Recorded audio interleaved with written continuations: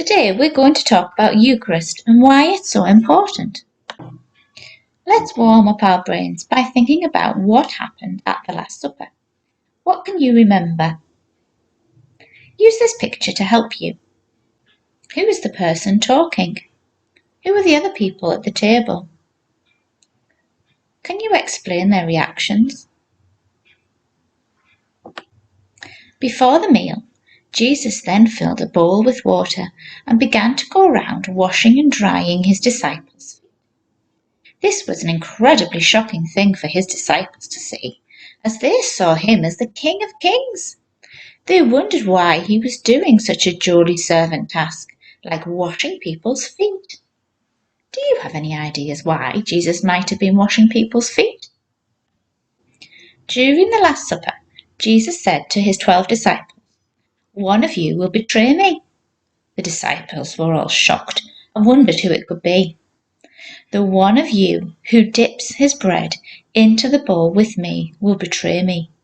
I will die, just as it is written, but the man who betrays me will feel sorry forever." Then, with his head bowed down and quietly, Judas said, "It isn't me, is it?" To this Jesus replied, "Yes, you are the one." This made Judas feel very ashamed and worried, but luckily the other disciples had not heard the conversation. Jesus then thanked God for the bread. He broke it apart to share with everyone. "Take this and eat it. This is my body, which is given for you," he announced. He then held up a cup of red wine. "This is my blood, which will be poured out for many people so their sins may be forgiven," Jesus said. The cup was passed around and everyone took a sip from it. I wonder why he used bread to represent his body and red wine to represent his blood. Have you got any ideas? This special act is remembered today through something called Holy Communion.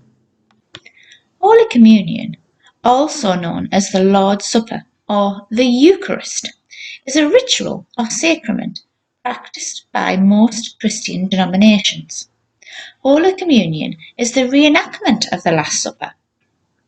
Through this celebration, Christians remember Jesus Christ's sacrifice of himself on the cross by partaking in the body of Christ, the bread, and the blood of Christ, the wine.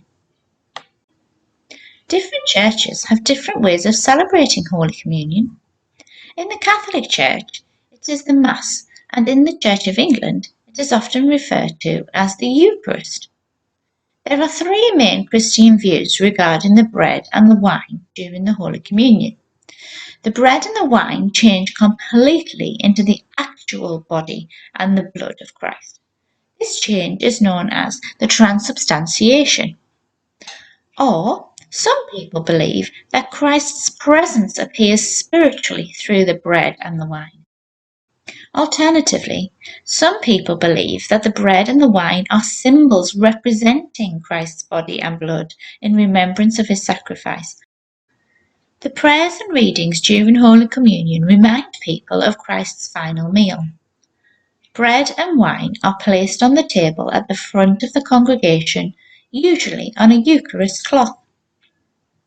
Jesus said, "I am the bread of life. Bread is broken in remembrance of him." This is called the breaking of the bread. When people receive communion, the people taking part drink a sip of the wine or grape juice and eat a small piece of bread or cracker one by one, and this is called receiving communion. An altar cloth is a special cloth used to cover the altar. At Easter time, or at a time of the Eucharist, a special altar cloth is used. This is also called a Eucharist cloth. Here are some pictures of altar cloths. What do they have in common? What colour is the fabric? Can you spot any special Christian symbols on the altar cloth? I wonder why they have been used. What colour has been used for the special Christian symbols? I wonder why these colours may have been chosen. Are there any references to nature or food on the altar cloth? I wonder why.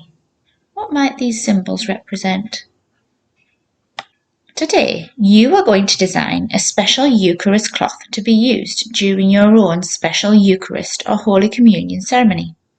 Think about what might be specifically on a Eucharist cloth. Think about the symbols associated with the Last Supper. Think about any symbols associated with Christianity. What might you choose to go on your cloth and why? Think about what an altar is used for. Think carefully about the colours that you might use for your Eucharist or altar cloth. Have fun with your design.